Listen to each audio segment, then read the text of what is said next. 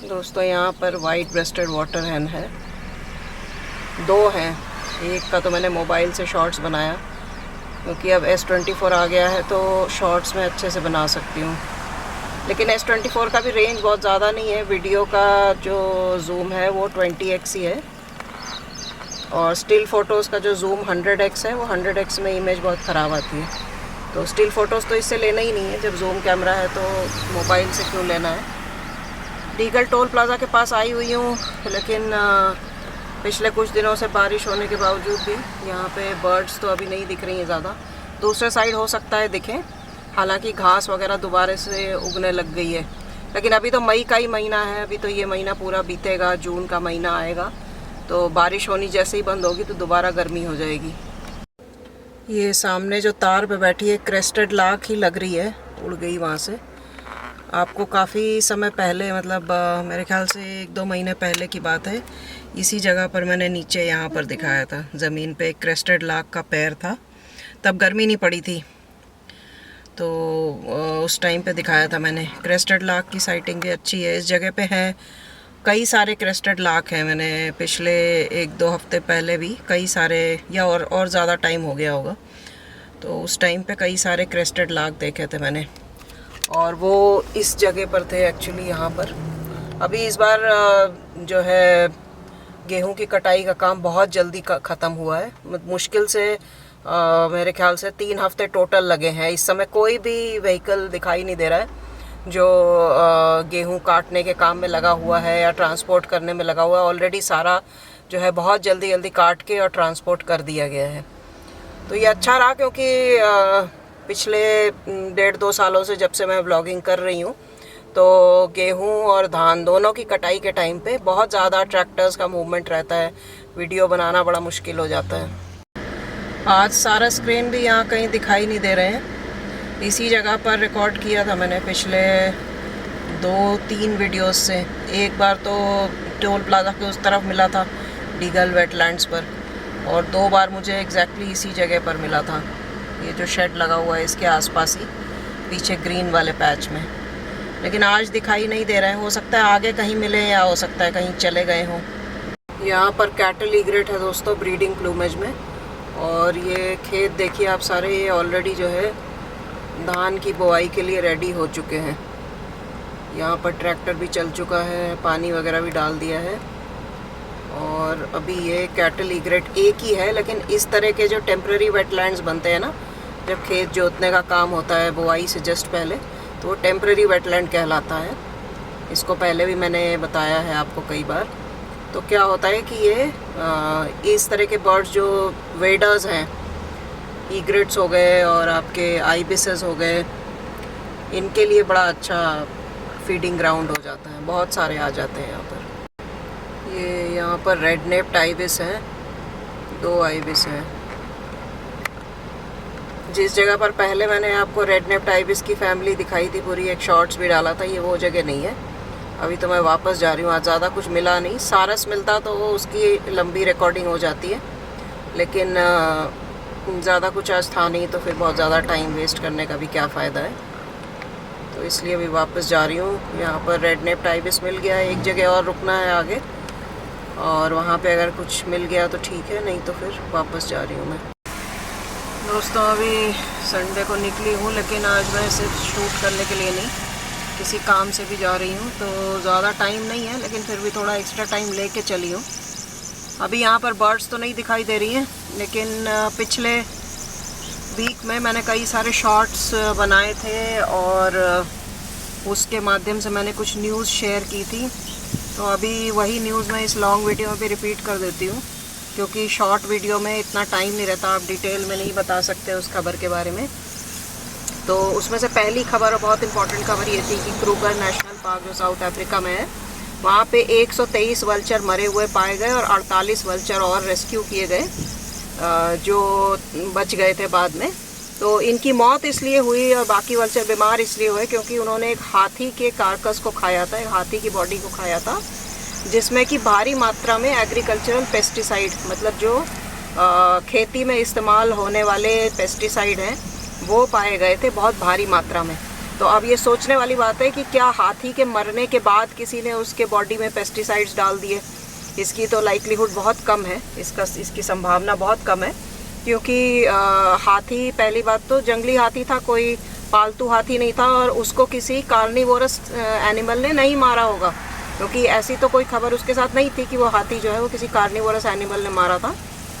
और अगर मारा होता तो उसी एनिमल ने खाया भी होता उसको, चाहे वो लायन हो या जो भी हो।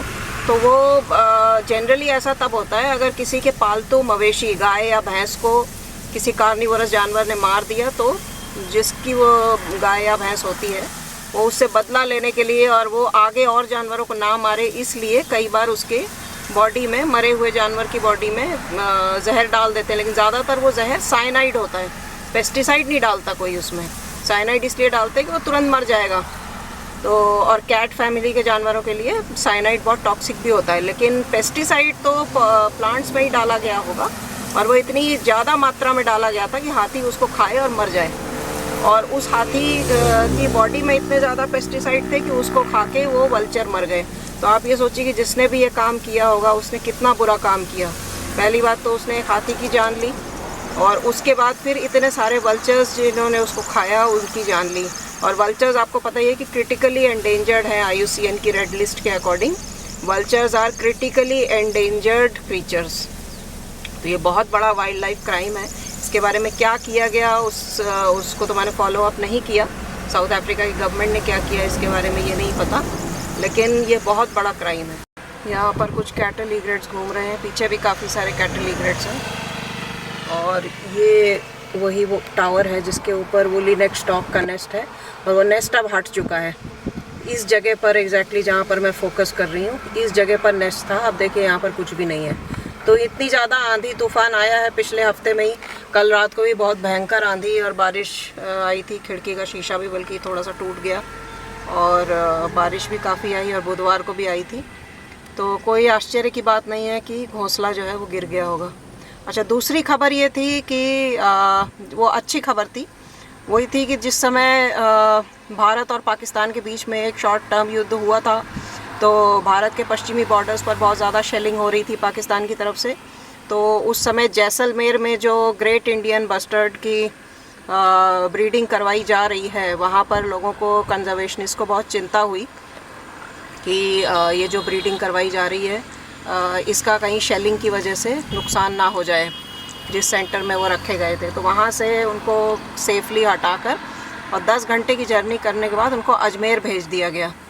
तो ये तो अच्छी खबर थी, लेकिन अभी कल ही एक बुरी खबर सुनने में आई कि राजस्थान में ही पोखरण के रहने वाले थे राधे श्याम बिश्नोई जी, और उनके साथ 3 व्यक्ति और थे, सभी वाइल्ड लाइफ कंजर्वेशन से जुड़े हुए थे। उनको खबर मिली थी कि डियर की पोचिंग चल रही है, तो वो जा रहे थे, वो पोचर्स को फॉलो कर रहे थे, और उनकी जो है एक एक्सीडेंट में मौत हो गई। जिस कैंपर में वो ट्रैवल कर रहे थे वो शायद ट्रक के साथ टकरा गया, और एक्सीडेंट में 4 लोगों की मौत हो गई। और ये जो राधेश्याम बिश्नोई जी थे, ये भी ग्रेट इंडियन बस्टर्ड के कंजर्वेशन के साथ बहुत ही गहराई से जुड़े हुए थे काफ़ी समय से। इसके अलावा एक खबर ये थी कि एक टाइग्रेस की मौत हो गई एवियन इन्फ्लुएंजा से गोरखपुर ज़ू में, और इसकी वजह से डर फैल गया था। करीब 2 हफ्ते पहले की खबर अब ये हो गई। और यूपी के बाकी भी जो चिड़ियाघर थे उनको बंद कर दिया गया था। इटावा की लायन सफारी भी बंद कर दी गई थी, क्योंकि डर था कि और जानवरों में ना फैल जाए। और उस शॉट के साथ मैंने वो वीडियो भी अटैच किया था जिसमें मैंने एक्सप्लेन किया था कि किस तरह से जो बाहर से चिड़िया आती हैं, माइग्रेटरी बर्ड्स, उनसे एवियन इन्फ्लुएंजा डोमेस्टिक फाउल में फैलता है, डोमेस्टिक बर्ड्स में फैलता है, और उसके बाद दूसरे जानवरों में और इंसानों में फैलता है। तो हो सकता है ये इन्फेक्शन भी इसी तरह से हुआ हो। ज़्यादातर एवियन इन्फ्लुएंजा जो बर्ड्स में होता है वो दूसरे जानवरों में और इंसानों में इसी मैकेनिज़्म से फैलता है। तो काफ़ी चांसेस हैं कि इसमें भी इसी तरह से इन्फेक्शन फैला होगा। अभी तो मोस्ट लाइकली उसको कंटेन कर लिया गया होगा, लेकिन ये भी खबर थी जो मैंने शेयर किया था, तो इसलिए मैंने इसको यहाँ पर फिर से बता दिया।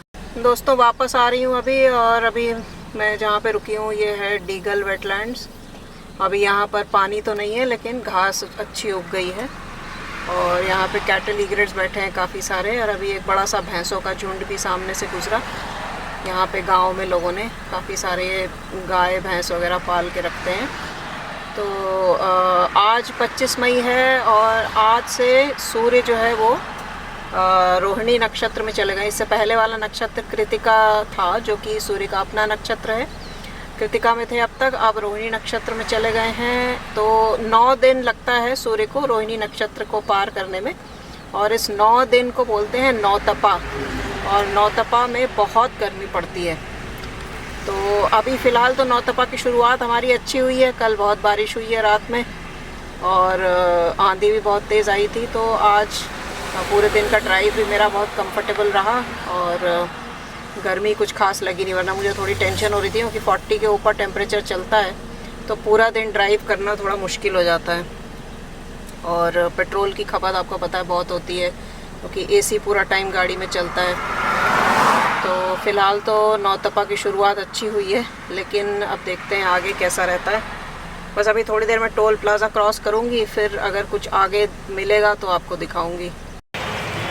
यहाँ पर दोस्तों लगता है कुछ बनाने वाले हैं, क्योंकि ये रास्ता था पहले भी, अभी इस रास्ते को दोबारा से झाड़ियाँ वगैरह हटा दी हैं, और यहाँ पे लग रहा है कुछ कनाल जैसा कुछ बना रहे हैं, जो भी है। और एक किंगफिशर बैठा है उस तरफ, लेकिन बिल्कुल धूप के सामने है तो दिखेगा नहीं कुछ भी। तो अभी घर भी जाने की जल्दी है, क्योंकि चाय पीनी है। लंच तो आज किया नहीं था। रास्ते में एक बीकानेर स्वीट्स एंड स्नैक्स आता है, वहाँ से मैंने एक समोसा और कचौड़ी ले ली थी। तो अब घर जाके बस चाय पीऊँगी, और इस ब्लॉग को यहीं पर एंड करती हूँ। आपको अगर मेरे ब्लॉग्स पसंद आते हैं तो प्लीज़ चैनल को सब्सक्राइब कर लीजिए, और वीडियोस पे कमेंट करते रहिए, लाइक करते रहिए, और वीडियोस को अपने ग्रुप्स में शेयर करते रहिए।